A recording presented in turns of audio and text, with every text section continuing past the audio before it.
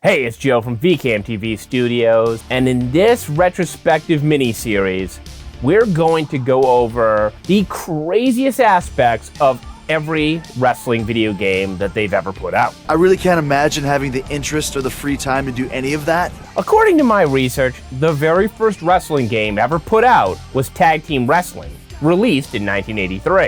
It was a simple little wrestling game, so basic, so pure. Nobody's getting blown up trying to make their ring entrance in this game.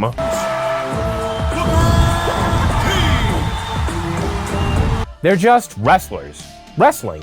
They didn't feel the need to try to be Mortal Kombat. They've attempted to be Mortal Kombat more than a few times, including WWE Brawl, which was an unreleased game for the 3DS. What? You don't want to hit a bear slam? Why is Big Show dressed like Glacier? And is this Hulk Hogan or Triple H? King Grundy, born on a heat Sunday, gonna wrestle on Monday. But that wasn't enough for you people, was it? You had to keep pushing the boundaries. And now we have grandmas being punted. Candace Michelle casting magic spells that turn you into an Alundra Blaze lookalike. Oh, watch out for horny Big Daddy V. Hey, what up, sexy thing? Shut up! Jake Roberts has an army of snakes that he talks to, and they also do his bidding. It would be like getting a singing telegram that could also give you a venomous bite. Remote-controlled rams. A superstar ram! Trench coat wearing flashers. Look. Seriously, I will not hesitate to punch you in the junk. And evil leprechauns. Ugh, that's little. He squirted me. He did what now, Maurice? Excuse me? Hornswoggle? He squirted me with a squirt gun. The journey to become a champion has become quite convoluted. The old days of just being an upstart, fighting your way up the ranks. If you win the tournament, and that's a big if, I'll give you a title match at Vengeance. Too boring. Let's spice it up. It's a dark, rainy night in Georgia. A delivery driver sees a figure in the road. A gravestone catches fire. It's Sting! Because Sting apparently has teleportation powers now. When you finish your story, you don't just win a belt. Like Twisted Metal, you almost get your wish fulfilled. Yokozuna didn't just become champion, but he also almost destroyed American society. There will be years of adversity. American productivity will disintegrate. Industries will collapse. The people will wallow in mindless depravity, mere shadows of their former selves. And Bam Bam Bigelow would destroy the lives of innocent fans. Which surprisingly isn't the only time that murder and professional wrestling go hand in hand in these games. Oh, you're threatening me now? He raised his hands and without warning came a blast of flames which engulfed the entire stadium. The audience was charred to flakes. The stadium was reduced to pebbles and the WWF title belonged to Bam Bam Bigelow. Does that seem like wrestling to you? Well, it's what you can expect when Vincent Kennedy McMahon creates his own television station. Welcome to the landscape of television now that WWE owner Mr. McMahon controls all the networks.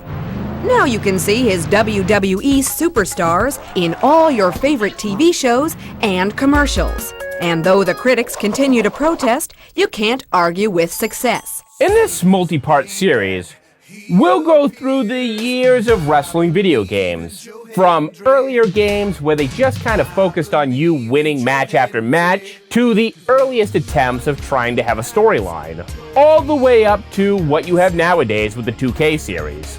And with 40 years of wrestling games, things got really, really weird. Now we will engage in an epic battle, which will engulf the entire planet. Recreating things like Stone Cold's beer bath, but for a kid-friendly audience. A soda bath? Yeah, that ring's gonna forever be sticky. You're gonna need a lot of beer to fill these cans that Stone Cold's drinking from. As the years progressed, the games got bigger in scope. You could fit more and more into these games, and really have some elaborate cutscenes. And who doesn't enjoy the old Aki-style cutscene? You know, where they're shaking in anger, they're pointing non-stop. It's like an old martial arts dubbed movie. all this pantomiming, and the dialogue, well, doesn't matter which wrestler you choose. Clearly Caine does not talk this much. With every passing game, they got better at recreating just what it was to watch pro wrestling. It's not just fighting, sometimes it's a love story, a silly sitcom, or a superhero trying to prove his worthiness by competing in foot races? I would like to challenge the champion of ECW to a foot race.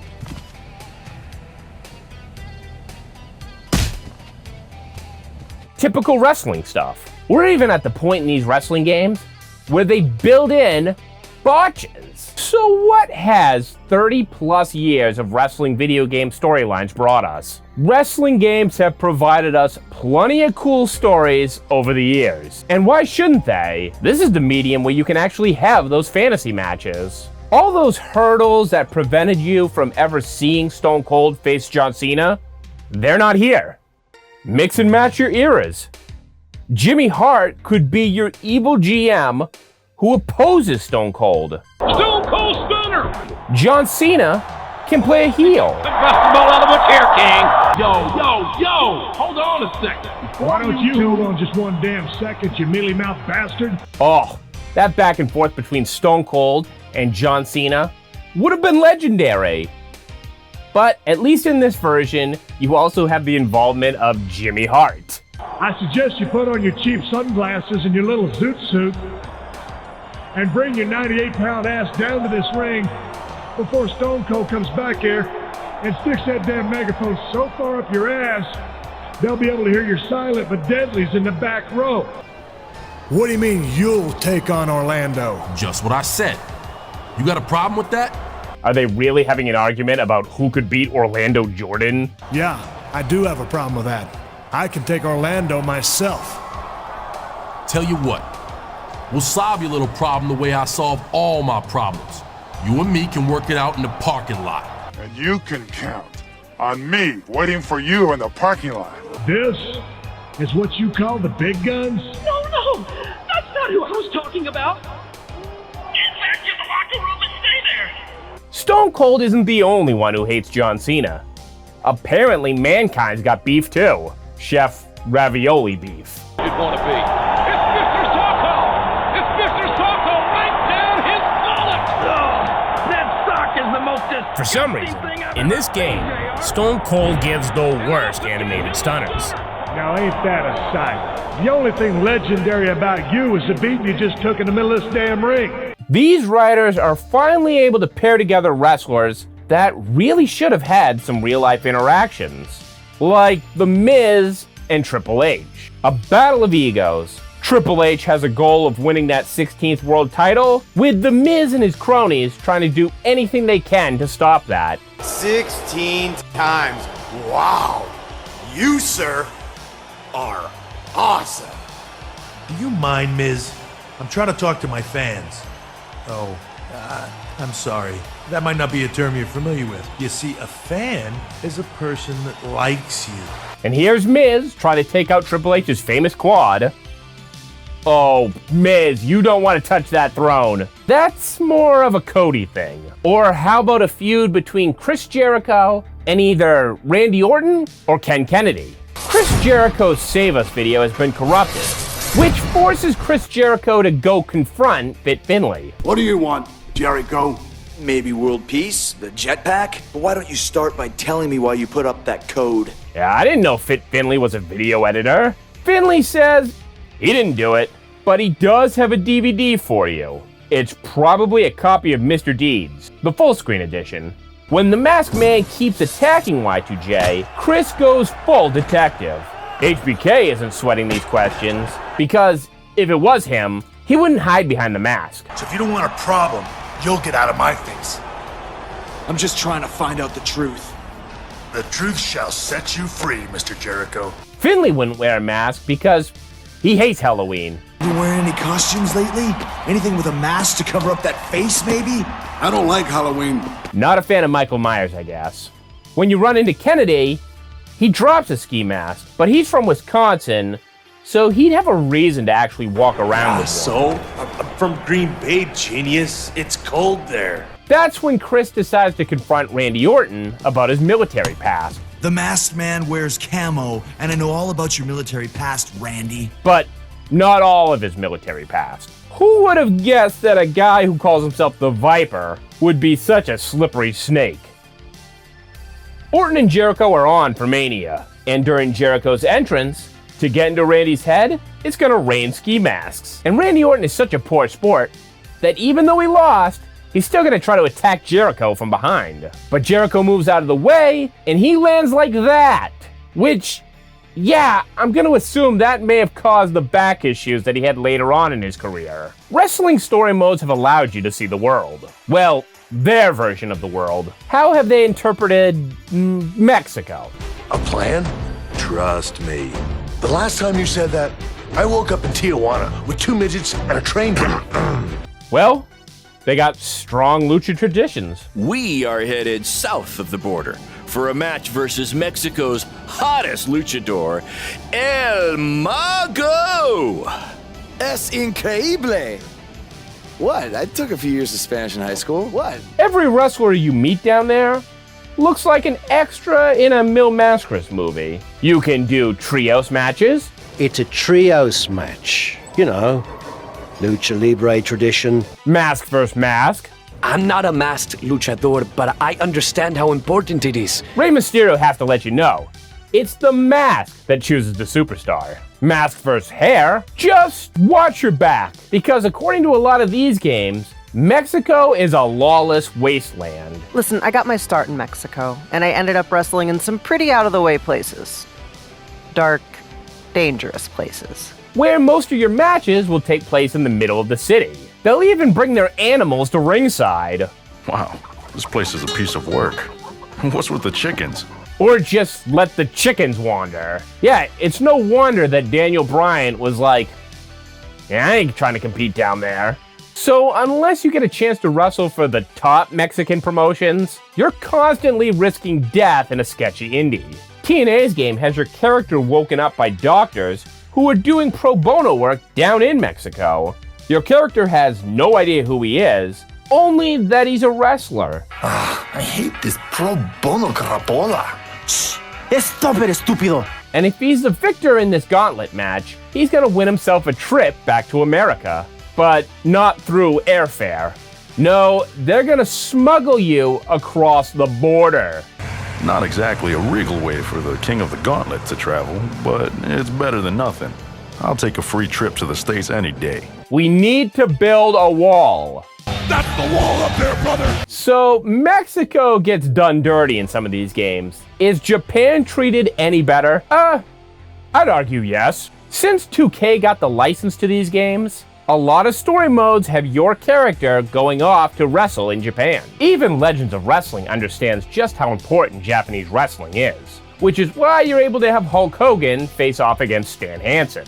And if your character was fired, quit, or becoming a big indie star, this would be the place that you'd wrestle at. An up-and-coming promotion in Japan wants you to go wrestle for them. I'm content to take my leave, as Japan is one of the few places I can find live nutrition without being harassed by some sort of animal rights enforcement. Yeah, I'm a little surprised that the WWE is respectful of the Japanese wrestling scene.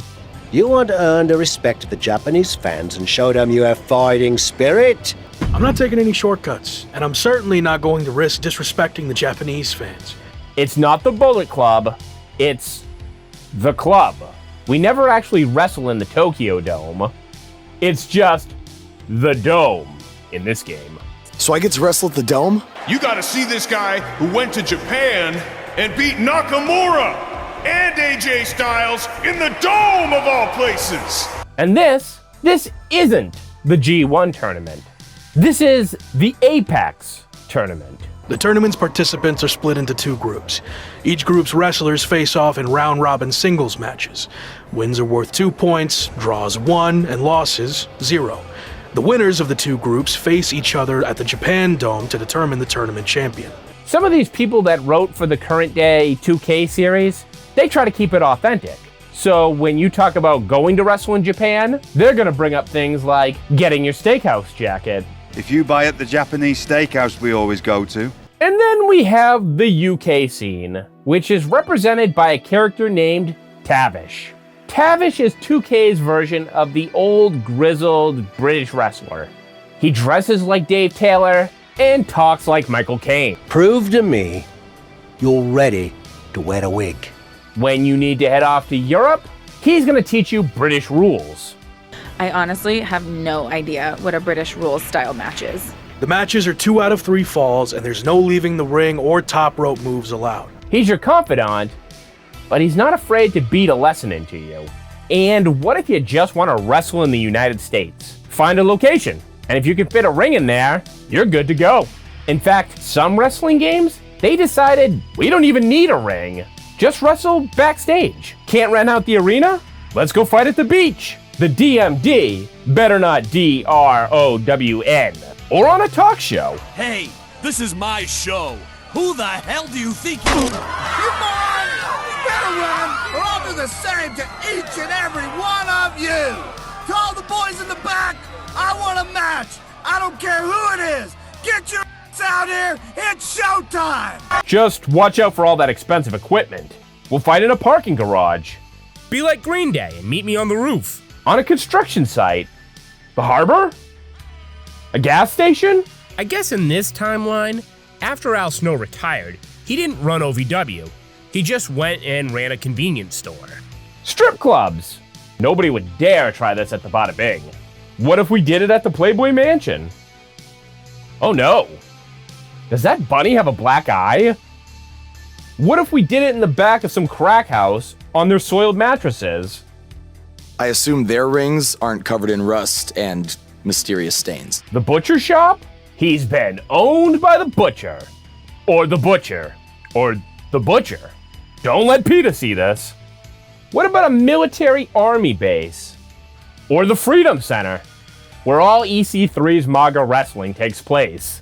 Maybe we do it in the swamplands, where you have to worry about becoming croc food. What if you were a young jock and you had to worry that it's going down in the mall? You can fight at the bar.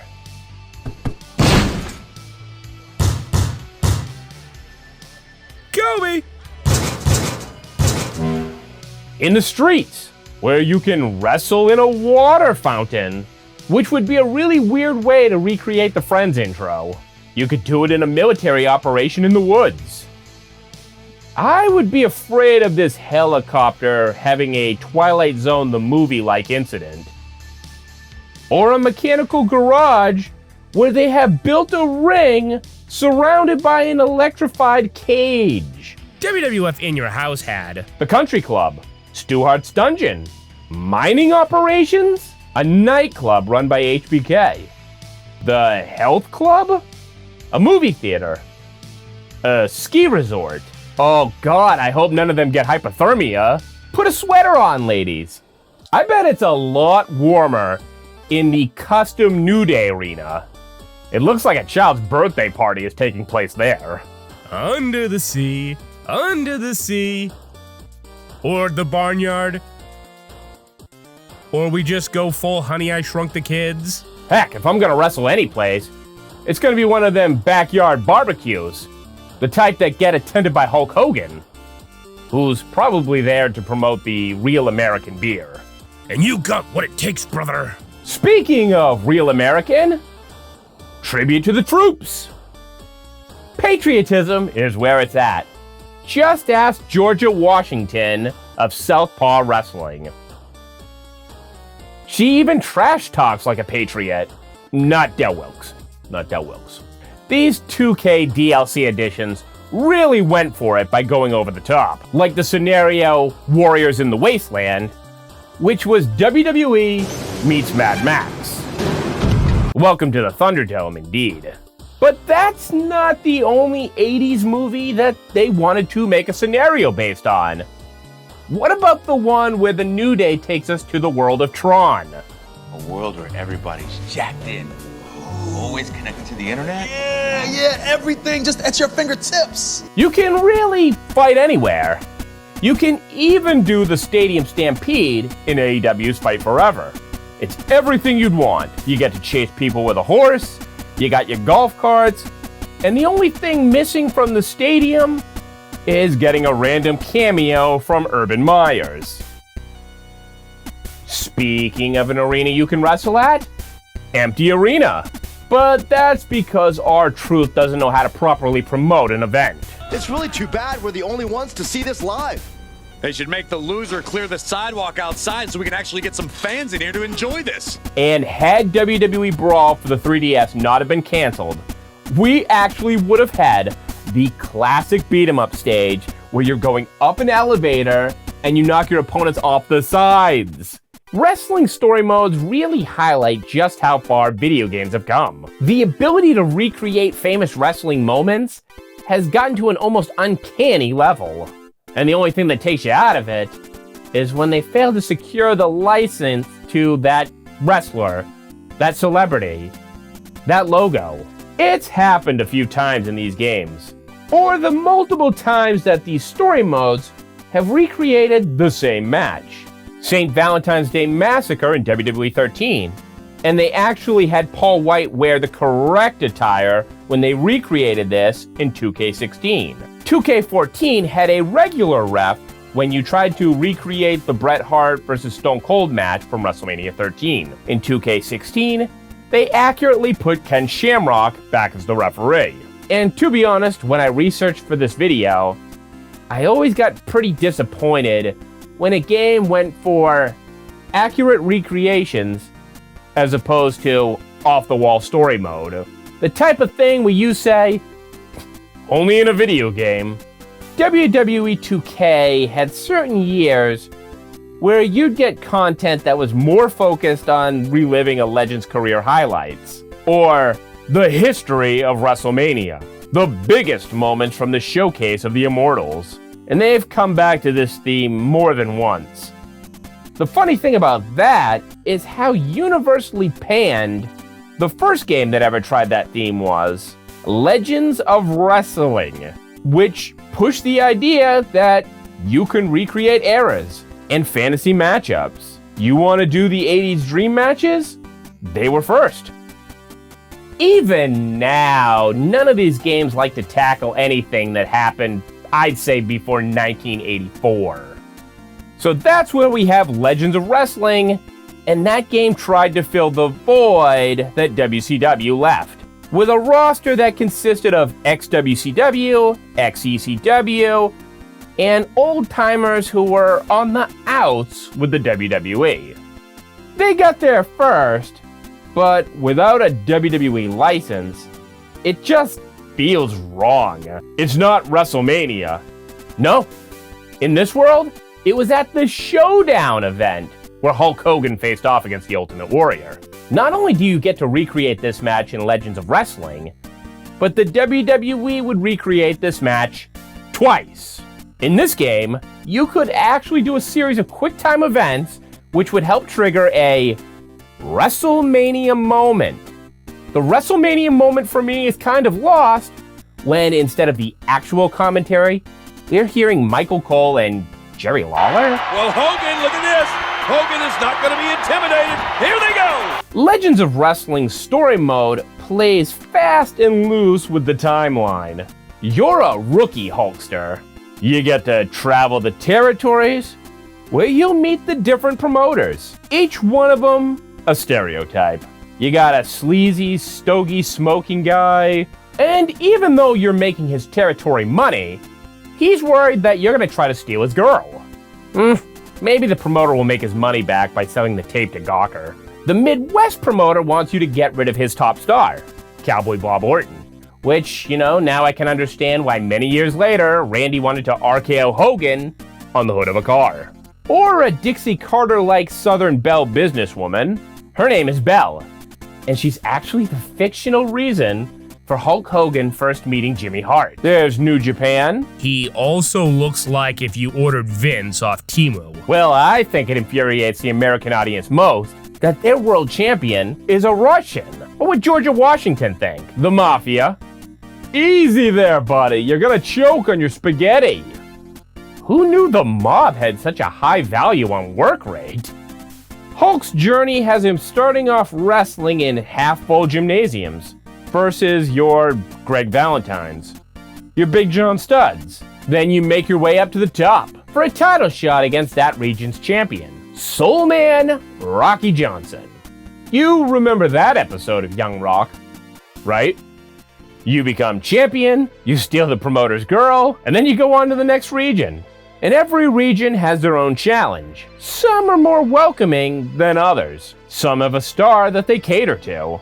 Damn, dude, that's a lot of guns. The Hulkster's journey has him wrestling stars from every generation. We got a celeb in the house. Podcaster Theo Vaughn. The final territory recreates the WWF, or maybe New Japan. And this is how the game pulls off doing Hulk Hogan vs. Andre the Giant at WrestleMania 3. Except this doesn't take place in Detroit. It takes place in a coliseum. Roughly 10 or so years later, WWE games would actually give us this in its proper form. Bobby Heenan, ring carts, actual WrestleMania branding, better physics. Your journey ends when you beat Nikolai Volkov for the world title. Does this game give you a cinematic for all your hard work? No! You get a text screen, and they also have to go out of their way to not use any WWE trademarks while telling you about the rise of Hulkamania.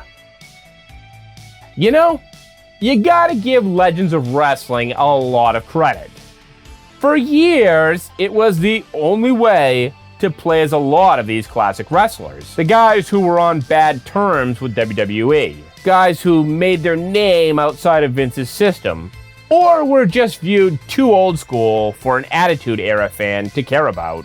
But now you can play as Ultimate Warrior. And in 2015, recreate his greatest moments. Not even the Grim Reaper himself, starving to get his hands on my warrior soul, can keep me from hearing the battle cries of the warriors in the WWE Universe to experience WWE 2K14. Each new added classic superstar seemed to get their own recreation match. Sometimes these are like all-time wrestling classics, things that really changed wrestling history. And then other times it's like, well, that may have happened at a classic wrestling pay-per-view, but let's be honest, this is not an all-timer. And multiple times they went with History of WrestleMania. And truthfully, some WrestleManias are a lot more impactful than others. And then sometimes, what's the terms that some of these wrestlers are on with the WWE? Right now, with Bryan Danielson in AEW, you're not going to do a WrestleMania recreation of the night where he beat Triple H and then went in the main event and beat Randy Orton and Batista. It's just not going to happen. For years, CM Punk wasn't going to be showing up in a WWE game to recreate his greatest moments. These recreations are kind of a newer thing, and the cynic in me thinks, you only created some of these cutscenes so that you'd have a really cool-looking commercial, because when you played SmackDown 2, there was a lot of generic cutscenes mixed in with like the 6 you showed from the commercial that were unique. Here we go. Oh my God! Why would you do that? I've been waiting to show y'all something for quite some time. Ooh, Bro, who even has a VHS player anymore, man? So you remember how wrestling used to be divided up into territories? Yeah, we are aware. Well, there aren't many of these left. This right here is a gem. You can recreate the past, even the fictional past. We got a leadership battle between Mr. McElroy and his superstars, like Georgia Washington, who cuts a promo like she's Hacksaw Jim Duggan's daughter. Dosa Vitania is here to spread her far-left beliefs, but nobody can speak that way about America. I'm gonna beat you red, white, and blue. Renee Young is going full Jim Ross on commentary. She got the win! My God! We got Bad Hair Day, the Heathers, you know, like the movie, aka the Perth Preppies. The Preppies want to bulldoze the rec center, and it's up to Bad Hair Day's charity rock concert to save that rec center. The Preppies cheat to win. F them kids.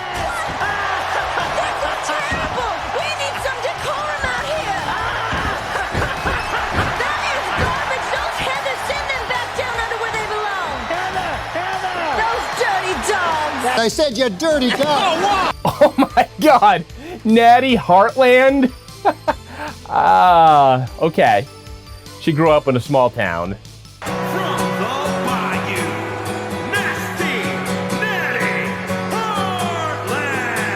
She's dressed like Phineas Godwin. All the women are running around with this ridiculous cosplaying. Great, we've already got pronouns. Walk the dinosaur.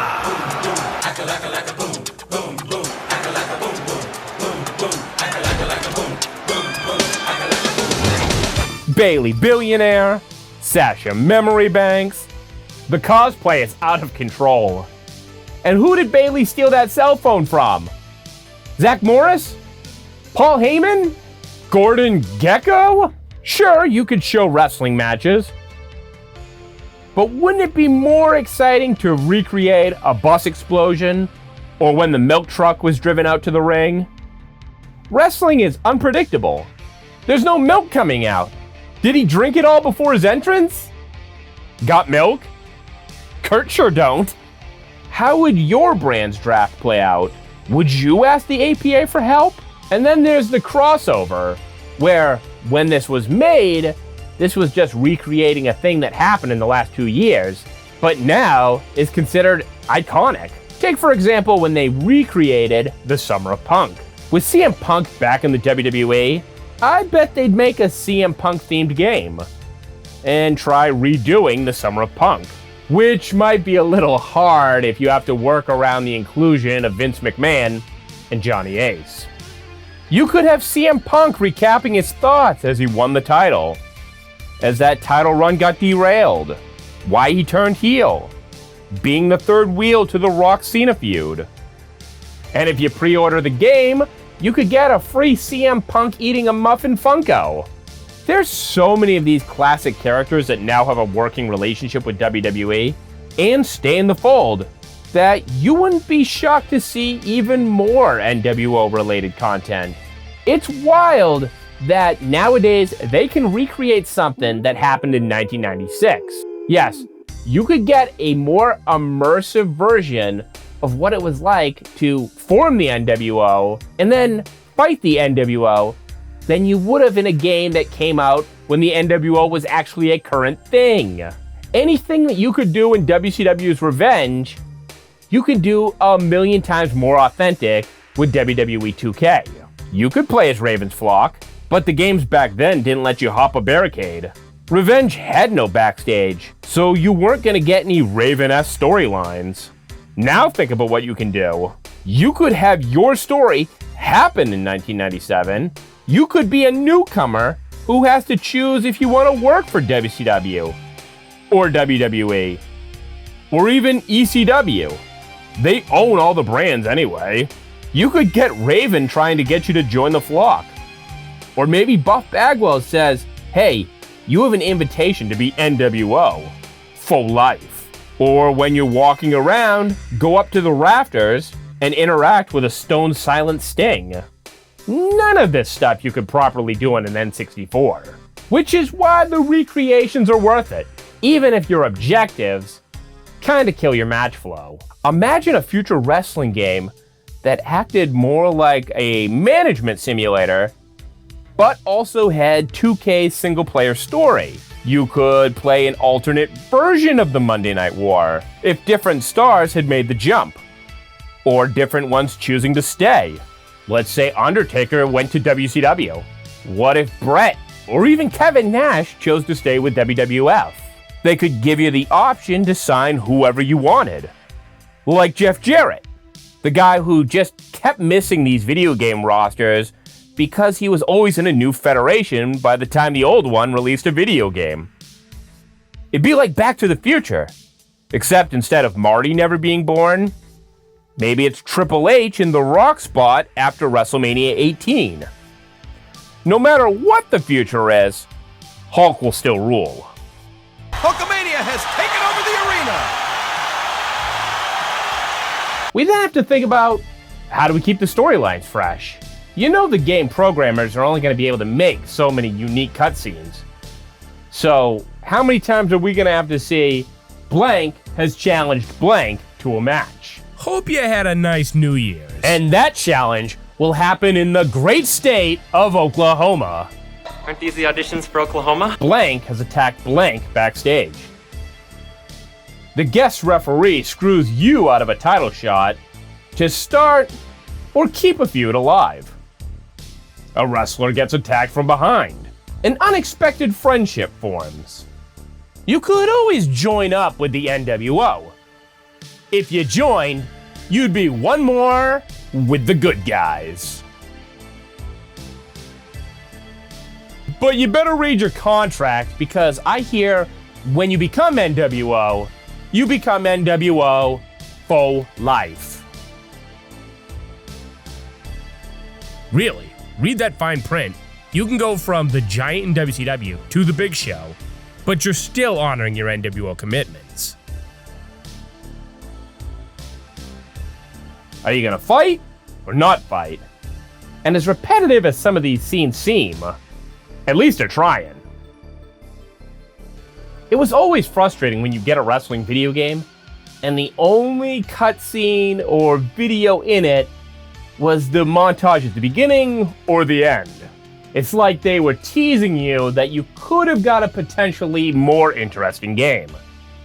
That they could do more, but they don't want to. And you're sitting there like, guys, I'd take anything. Even in 2015, when they just recreated the Triple H versus Shawn Michaels feud, and you just did that match over and over again, and the only difference was the type of match it was. And unless you have endless time on your hands, do you just want to continually play matches that don't mean anything on a loop? I sure don't. I need a little story. I can't just do different matches over and over again, even if it was Shawn Michaels. I love hitting the sweet chin music as much as the next guy. He's been my main since Sega CD's Rage in the Cage. And the winner is Shawn Michaels! But come on, there's only so many times I can do meaningless matches. Wrestling games having branching paths isn't a new thing. They've been experimenting with it for years. It's just gotten more elaborate. You don't just pick yes or no. You can pick one that leads to two, that may give you 1, 2, or 3, and branch all over the place, as opposed to no goes this way, yes goes to this storyline. THQ had multiple choices, but 2K has a meter that can push towards a result. The THQ was like, hey, you make this choice, this will happen. And if you make this one, this will happen. What kind of moron turns his back on a guy he could be facing for the title? Are you going to be cocky or humble? Well, you know what WWE legend Kid Rock says. It ain't cocky if you back it up. If Cena sends you a message, do you express gratitude or do you blow him off? I never got to thank you for that save, but it's all good. You not being able to take care of your business let me take out 2 contenders, and that ain't a bad day's work. So thanks, kid, and you're welcome. Do you want to wrestle extra matches or proceed to the next big show? 2K though, that has the meter. They were extremely proud that for the first time, you could cut a promo in the middle of the ring that you were in full control of. So much so that the promotional material had Paul Heyman explaining just how important that is to be able to advance in professional wrestling. I will teach you the art of the... You will learn how to sway public opinion. You get different choices of what you're gonna say with a live mic in your hand. Ain't I great? Everyone stinks but me. I'm a generational talent. You're in control. Just remember that when all else fails, insult the local fans. As the games evolved, they tried to give you more branching paths, adding hours of replayability. During one playthrough, you could be a complete kiss ass, and then in the next playthrough, be the ultimate babyface. Do you measure up, Buzz? The branching paths can happen by winning and losing, but also by the choices you choose to make. Someone telling you that if you want to be on Raw, you gotta make your own opportunities. You wander around backstage and pick Sami Zayn as your victim. But not every interaction and choice is going to branch off to a completely new storyline. Welcome to the PC. Thanks. I'm excited to get going. Sometimes they just react like, that guy was a prick. Don't hate on me, but I asked for you as my partner. Yo, calmate. Chill, dog. Sorry about not asking you first. Sometimes picking the match stipulation, the opponent. I need to know who you're going to defend your championship against in your final ECW match. I'm glad you asked, Tiffany. Which one of those two do you want to take on, champ? Your tag partner, stablemate. It doesn't really matter. Your GM doesn't care who you pick to face. 2K games have optional side missions. Oftentimes it's unexciting stuff, like someone asking you to be their tag partner, or go to an indie show. Just extra matches to help build up your character. And when these games give you a created character, they really emphasize just how different things are in the WWE. And the king of creative wrestlers is a man known as Baron Blade, who was a fellow 2K15 rookie who you have an altercation with at the Performance Center, which begins a feud that makes its way all the way up to the main roster, where Baron Blade even gets managed by William Regal. Baron actually picks up main roster wins, even though he looks like that mid-2000s basic OVW wrestler. In 2K17, he's an active wrestler who does the ruthless aggression slap to you. In 2018, he's a dapper-looking manager, but also looks like that talk show host from the Backyard Wrestling video. Welcome to the show. Today's topic is backyard wrestling, the scourge of our nation's youth. But in 2K19, Baron got featured in a very prominent role. He now runs his own independent fed, BCW. And BCW is the home of your character Buzz. Is that you? What do you mean? Facing Mr. CQ in the main event. It's definitely you.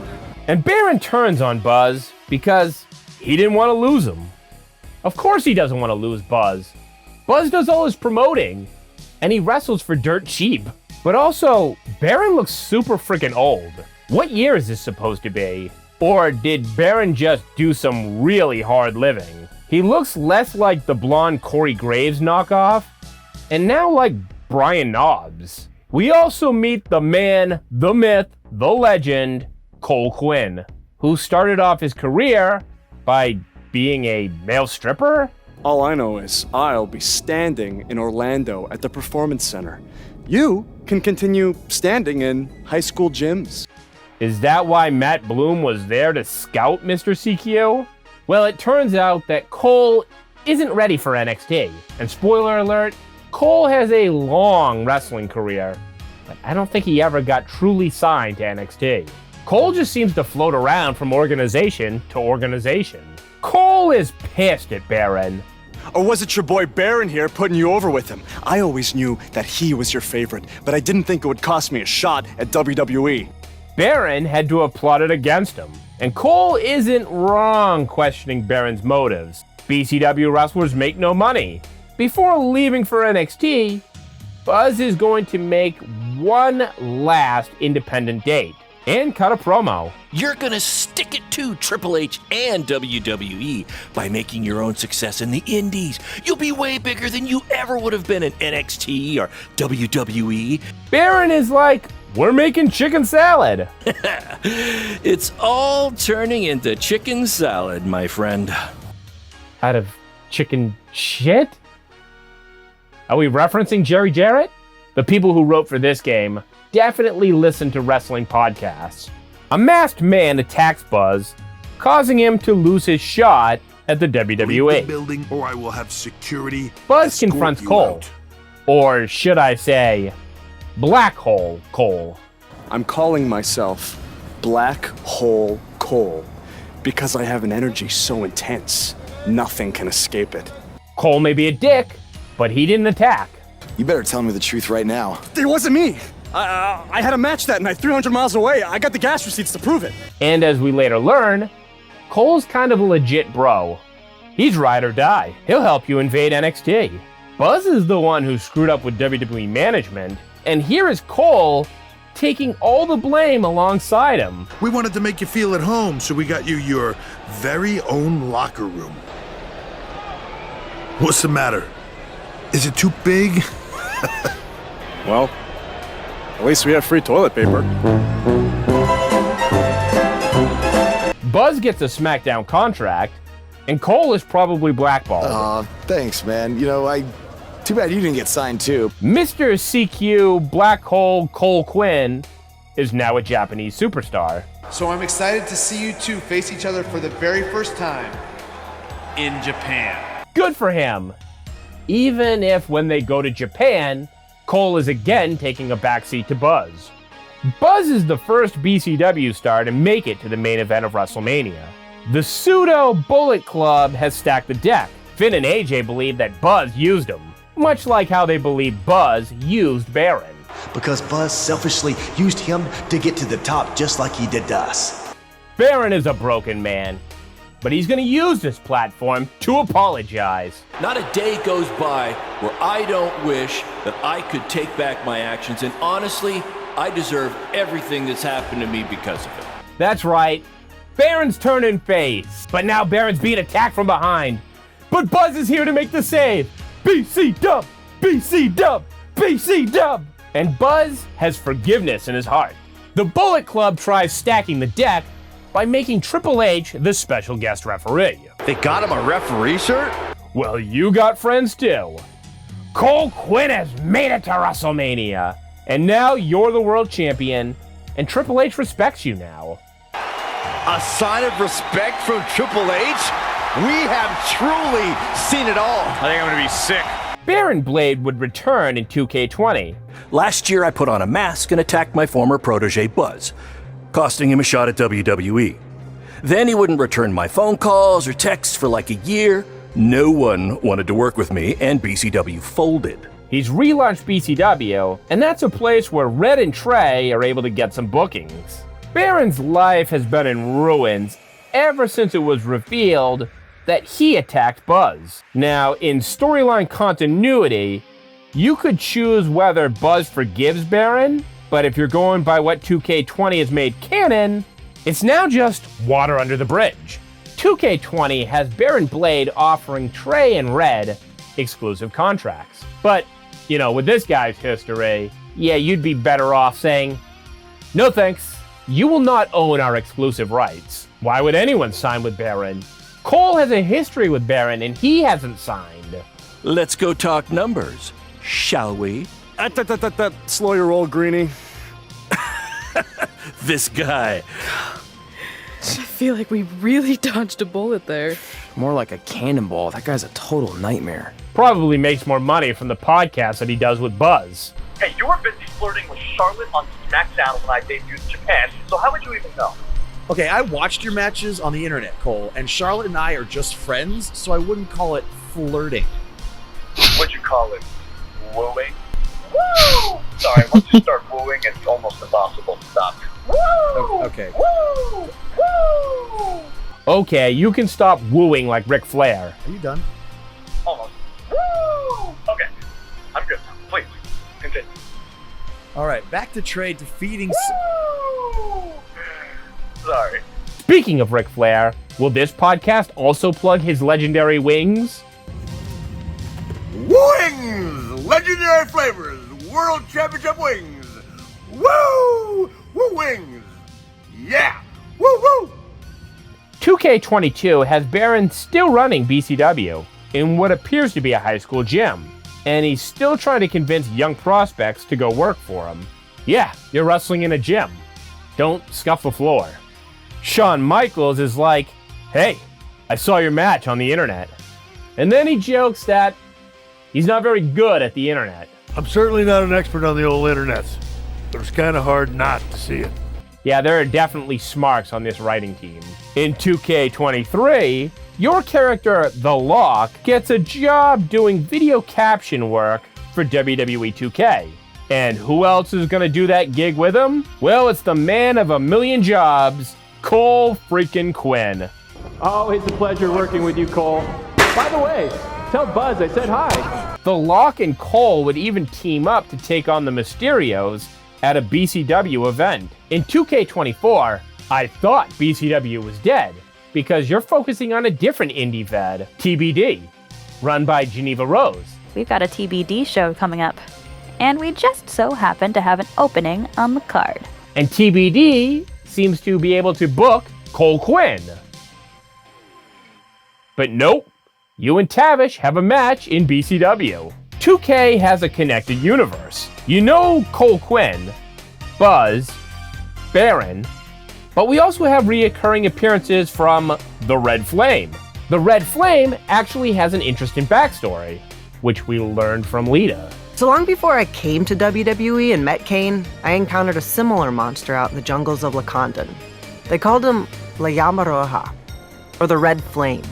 El Ordinario. El Ordinario is definitely a wink and a nod to El Generico. So that's why I got this mask guy, El Ordinario, coming in to face you. That mask was hilarious, Sammy. What are you talking about? That was not me. Sammy, he pulled your mask off. Everyone saw it was you. The Paragon, Jay Pierce. So you're an MMA fighter, huh? Man, you guys are all the same. Paragon Jay Pierce is your caricature of the indie darling. He's traveled the world and places a heavy emphasis on his wrestling skills.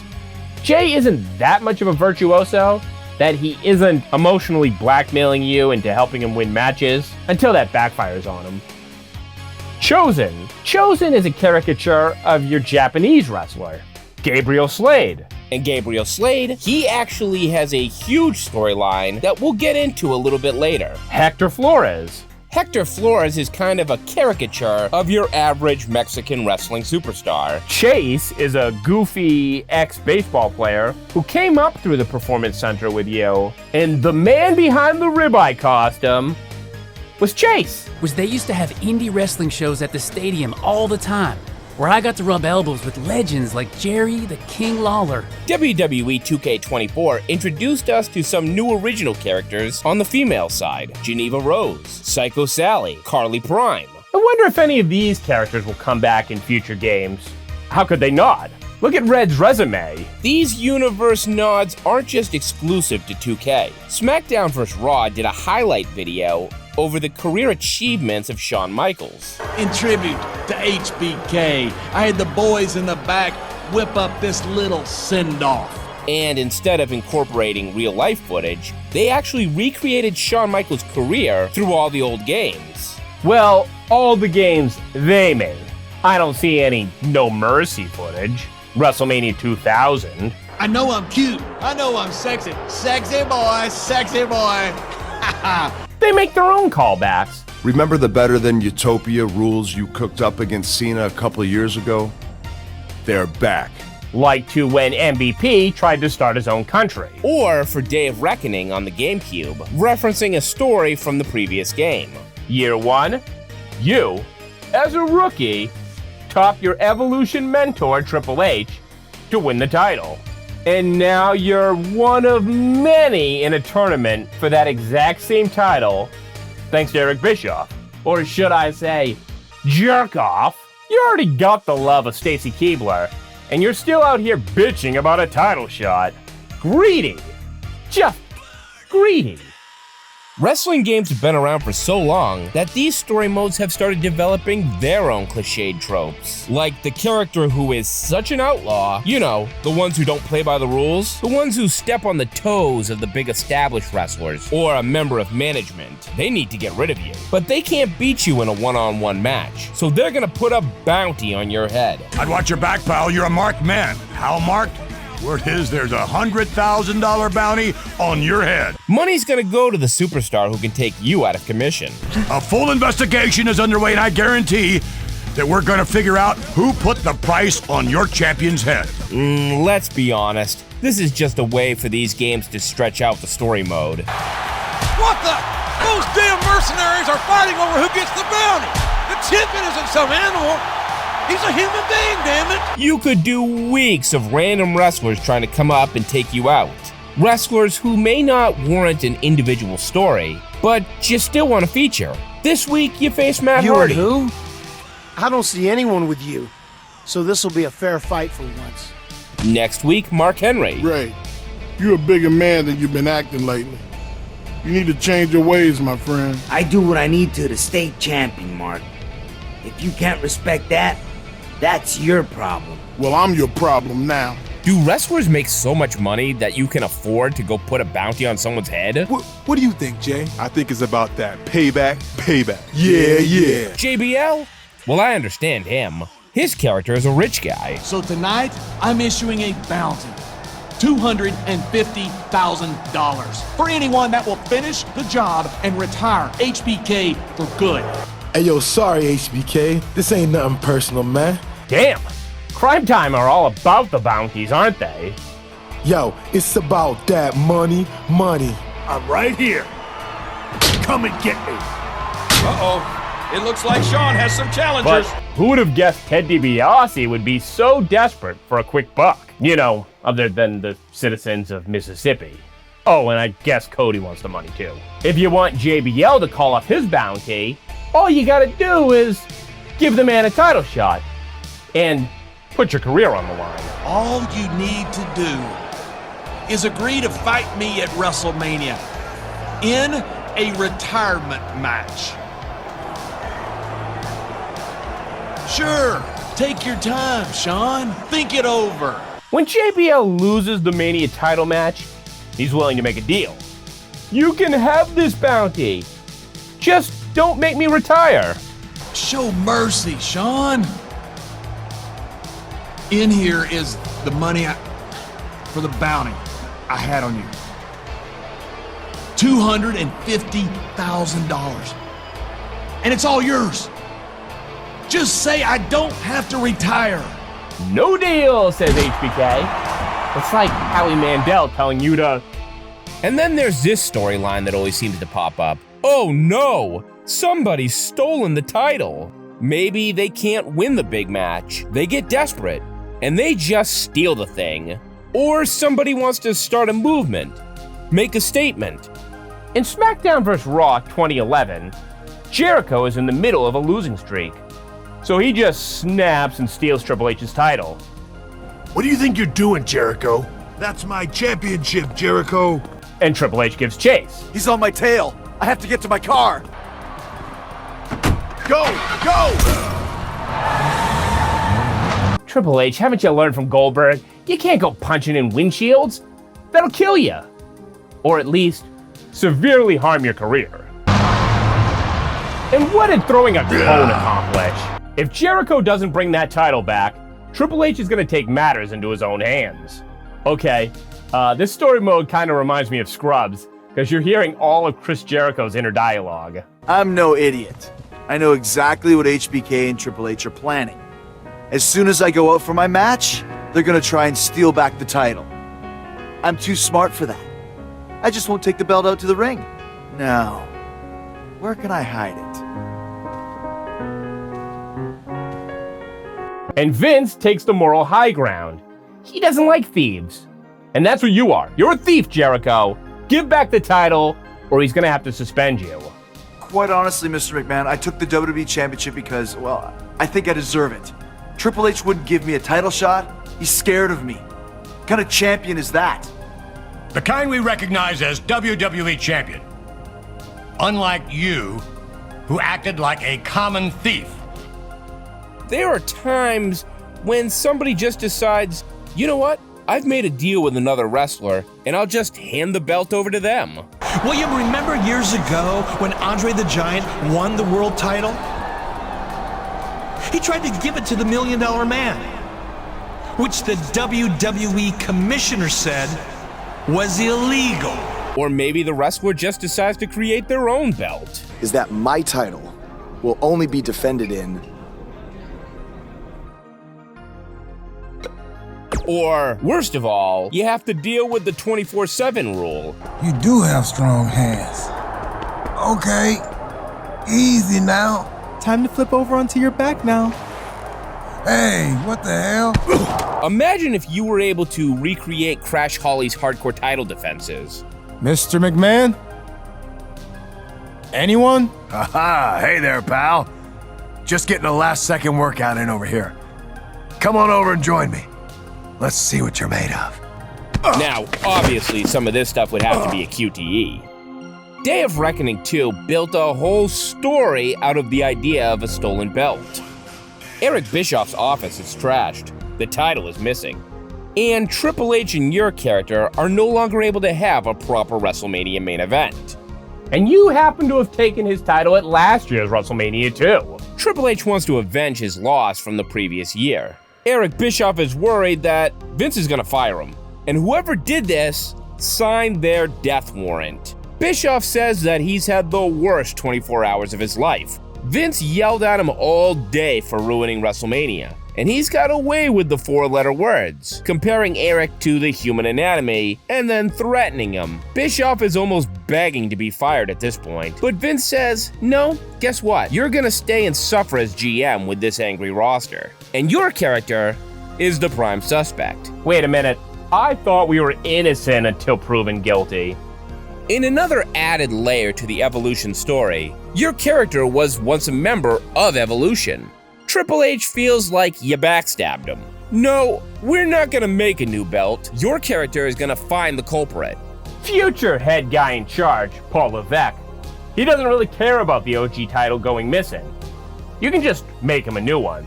Triple H says that he'd never steal the title, which, come on, Hunter, you're always causing trouble. And besides, your character? He was with Stacy Keibler the entire time. This guy fucks.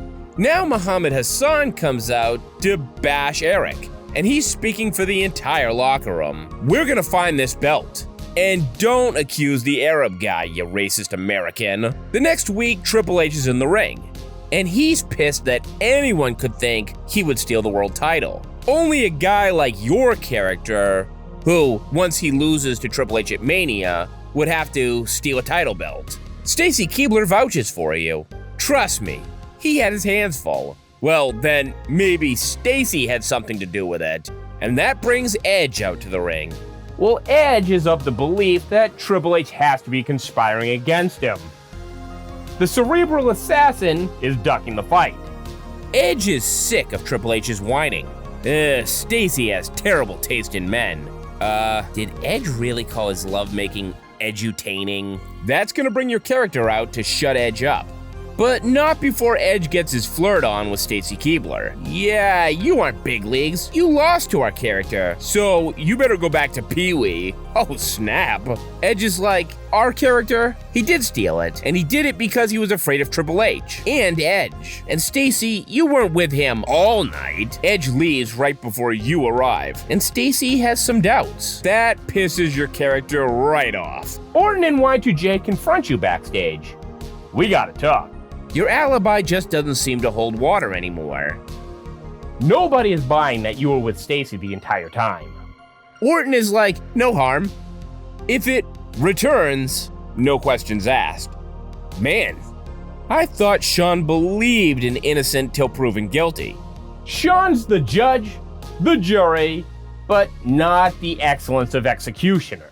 You don't want Shawn Michaels' pity. Your character is starting to lose his smile. Stacy says that she believes you with all of her heart. Bischoff has a picture to show you. Picture of the newspaper from today. And it's next to the title. It's in the building, so somebody knows something. Bischoff is ready to fire anybody. You, Stacy, doesn't matter. Stacy wants you to come out for her match, but somebody jumps you at ringside, causing you to no-show Stacy's match. Stacy is furious. And now here comes Bischoff to suspend you for not finding that title. And he also strips you of your Intercontinental title. When you go to clean out your locker, a little bit of the title belt falls out. Well, Stacy feels like a fool. You lied to her. And Bischoff, he fires you. And then Stacy breaks up with you. Jesus, how could it get any worse? How could this happen to me? You bounce back. Now you're on SmackDown, but you gotta start from the bottom. And with the little bit of mic time you now have, you're gonna apologize to Stacy. When your character goes back to Raw, your character is taunted in the parking lot. Jericho calls you a petty theft. But you know the truth. These guys all conspired to get you fired. They even admit it. They even do the classic, yeah, we got away with it, and here's how we did it. Why would they do this? Haven't they ever seen an episode of Columbo? Which WWE Games has mentioned more than once? Hey Columbo, take it somewhere else, okay? Yes, Triple H was an innocent man. He didn't set you up. Orton was the one who went to your locker. Bad things happen when Randy Orton goes into people's lockers. Why did all of them just decide to admit to their evil plan? You shouldn't do that. Haven't they seen a detective show? Yo, Ironsides. I am Jake and the Fat Man all rolled into one. These guys were all working together because Triple H had screwed them in the past. To be fair, they aren't wrong. You're sick of hearing these guys' excuses. The world title is yours. It's not Edge's, it's not Triple H's, it's not Orton's, and it's definitely not Jericho's. Your character is like, listen, now I don't care about the title. All I care about is love. How sweet. Edge, Orton, and Y2J, they jump your character in the parking lot. But that's not gonna scare you away. You need to talk to Stacy. Stacy hasn't returned your phone calls. You go to explain what happened that night. That you were jumped. You would never miss her match. These guys planted the title belt in your locker, and that's what got you fired. Wait, so Stacy always believed him? Then why did she break up with you? Couldn't she have just gotten access to the security cameras? And now you're a lifetime SmackDown member, and Raw will never let you back. But maybe Eric Bischoff will trade Stacy Keibler over to Raw. He won't. And that's because Eric would rather see you suffer. But if you win the Royal Rumble, you could still make that happen. You know, I kind of wonder how Stacy Keibler in real life feels with her character always being somebody's trophy.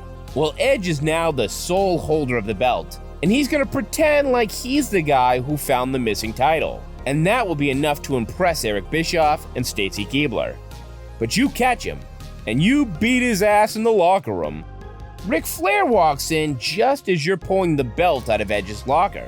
Here, protect the belt, Flair. We'll need it when me and Hunter face off later. And then for some reason, Ric Flair continues his grudge against ECW or Mick Foley and calls hardcore wrestlers glorified stuntmen. First, we have to get our revenge against Edge, and then we go to WrestleMania and face Triple H. Your journey is over. You've got the belt and Stacy Keibler around your waist. Ric Flair hands you both belts. You give it back to Hunter, and you shake his hand out of respect. These championships need to be shown the respect they deserve. What are they doing with a sledgehammer? No! Stop that. You don't desecrate the WWE Championship like that. Ugh! I said respect. Even trophies aren't safe. Yeah, it's another trope when you see just how often these belts get spray painted.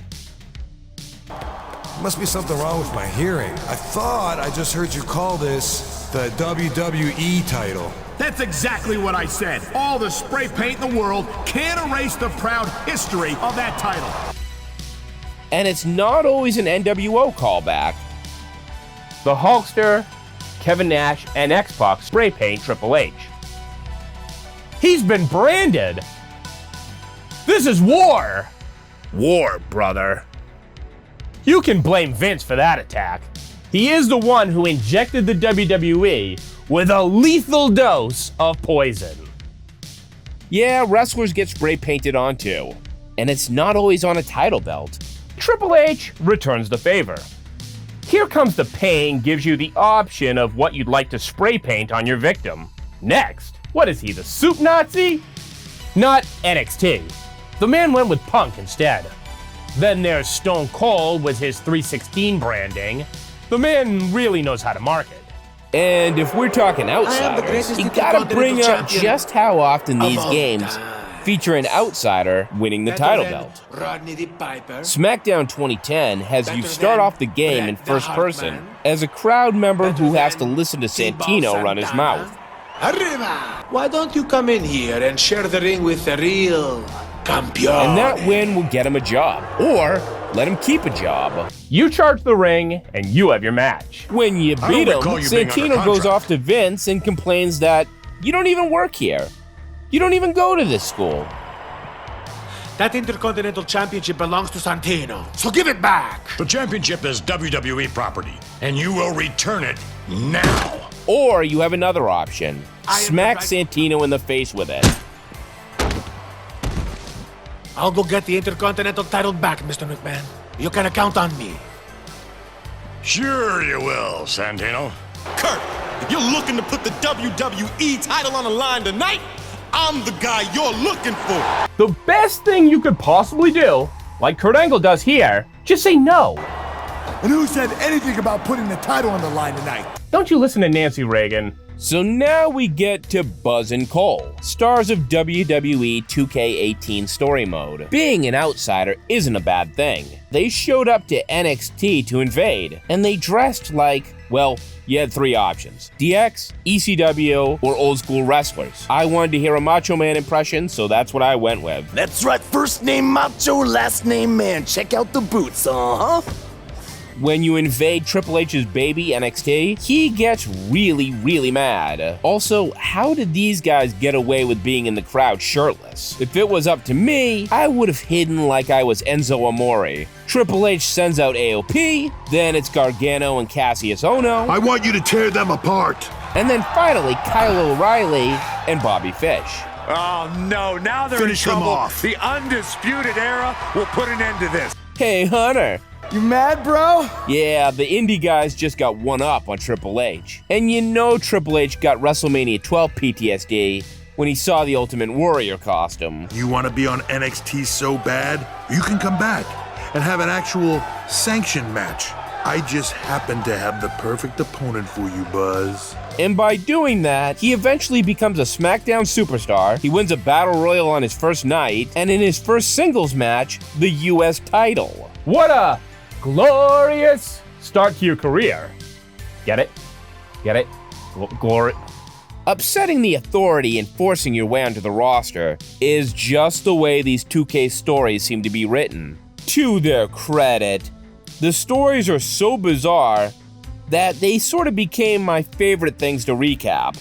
Trey is pissed that he's been left backstage on NXT for months. If Red hadn't been hired, would Trey even be here? He's gonna make a name for himself in the Dusty Classic, and he wants the Velveteen Dream to be his partner. Ugh, Trey, you judge a character. And Trey's gonna handcuff himself to the ropes until he gets an answer. That worked out for him, so Trey does it again. And if you thought Roman Reigns had a long title run, just listen to what Samoa Joe had planned. For the next 500 episodes, this is all you will see. The next decade of Monday Night Raw is going to be very monotonous. This time, Trey goes on Raw, he hops the rails, and interrupts our world champion Samoa Joe. Samoa Joe is pissed that Trey would have the audacity to interrupt his segment, so they make a match right there. I didn't plan on competing tonight, but after your little interruption, I guess I'm going to have to start my decade of dominance 1 week early. I wasn't planning on competing tonight either. I actually just ate a ton of food at catering and my stomach's killing me. You mind if we postpone until next week? Trey doesn't want the match this way. And in his first match on Raw, Trey has become the world champion. Yeah, he pulled the Bret Stone Cold to win the world title. He has to run for his life immediately after the win. Hey, wait! Can't slow down. Joe's gonna kill me. Shouldn't have eaten all that food. What the hell did you just do? I took your advice and it worked. I'm Universal Champion! Samoa Joe tosses some luggage out of frustration and tells Red that this is far from over. You find your friend before I do. You tell him this is far from over. Trey has to disguise himself just to go to the mall and have a conversation with Red. He thinks that changing his deodorant will be enough to get away from Samoa Joe. I'm also wearing different deodorant to throw Samoa Joe off my trail. Can't be too cautious. Samoa Joe wants Trey's blood, so he distracts Braun Strowman during a match by going after his father, who likes to compete at slow-pitch softball games. Braun! But I'm a huge fan of men's slow-pitch softball. And I actually remembered, Braun, that your old man was one of the greatest softball players of all time. Why did Braun leave the ring just to watch a screen? Doesn't he know that's going to get him counted out? He couldn't have gotten that much better of a view. But now, the game's almost over. I can't wait to meet your dad in the parking lot. You can count on me waiting for you in the parking lot. I mean, since I got to see what he's capable of with a bat, I figured it's only fair that I show him what I can do. Even after the distraction, Braun is able to power slam Trey, stop Samoa Joe with his bat attack, and win the world title. Even with all that interference, Trey is a jobber. He did enough to impress GM Randy Orton, who offers him a permanent contract. I put the entertainment in sports entertainment. I'm gonna leave before you say anything else that makes me regret my decision. Unlike Trey, The Lock was a character who was pushed for immediate success. But in my opinion, The Lock was a whiny complainer who should have just shut his mouth and he wouldn't have had to deal with all he had to deal with. Now, with the help of Tavish, he has to force his way back into the WWE. Tavish is able to get The Lock to be able to compete for the NXT UK Championship and the Heritage Cup. Noam Dar has put out an open challenge, and you gotta compete under British rules. The Lock knows that the WWE is probably not gonna welcome him back, so he has to arrive unannounced. The Lock enters the match through the crowd, and the announcers are like, pay no attention to the man behind the curtain. I may no longer be a WWE superstar, but that doesn't stop me from answering open challenges. So I'm ready to do this if you are. The Lock makes short work of Noam Dar. He wins the title and the Heritage Trophy. A non-contracted, disgruntled former employee just walked in here and captured not one, but 2 NXT UK championships. This is a dark day in WWE. The Lock gets on the mic and says, in the time I've been gone, I've become the man of the indies. So I'm stealing this belt to compete all over the world, like at this British indie against a Prince Albert looking guy. Tavish has different plans, as he tells your documentarian, Beth. There's possible legal action from WWE. This could get ugly. I might have to do what I do best and gently guide him to make the right decision. You lost the cup and the belt. Did the airline steal it? Well, you can't be a renegade champ if you don't have the title belt and that cup with you, can you? Tavish has to come clean. He actually made a deal behind your back. He gave the belt and the cup back to the WWE. That means returning to WWE. You're going back to the WWE. Become the megastar you were destined to be. And because the WWE is the end-all be-all, The Lock pulls a Homer Simpson and goes crawling right back. I think deep down I knew someday I'd have to go back to WWE if I truly wanted to prove myself. And then you're given 3 different options on how you're going to present yourself when you go back. Oh my god, imagine how pissed Shawn Michaels would be if you now just decided to embrace the Lock character. Or maybe Shawn has bigger concerns, like how to move his bowels before a wrestling match. There's something called the Elimination Chamber. I think there'd be a drain in the floor or something. Always have to, go before a match. Wow. That was a little more information than I needed, Sean. When you go back, your old pal Gabriel Slade is now a champion. Here we go. Just like riding a bike. Only there's a horde of angry men trying to violently knock you off. Being a hard-headed, pushy outsider isn't just a dude thing. No, now you get hot on the indies, show up, win a few matches on SmackDown to get handed a main event match in one of the biggest shows of the year. Local competitor has beat WWE superstar, and that makes Shotzi pissed. She attacks from behind, but you regain the upper hand and powerbomb her through a table. You see, you're Miss TBD. You represent your indie fed. You're so indie that the idea of being paid to wrestle is foreign. So you'll still pay me then? And William Regal is so impressed, he offers you a contract. I'd like to offer you a full-time WWE Raw contract.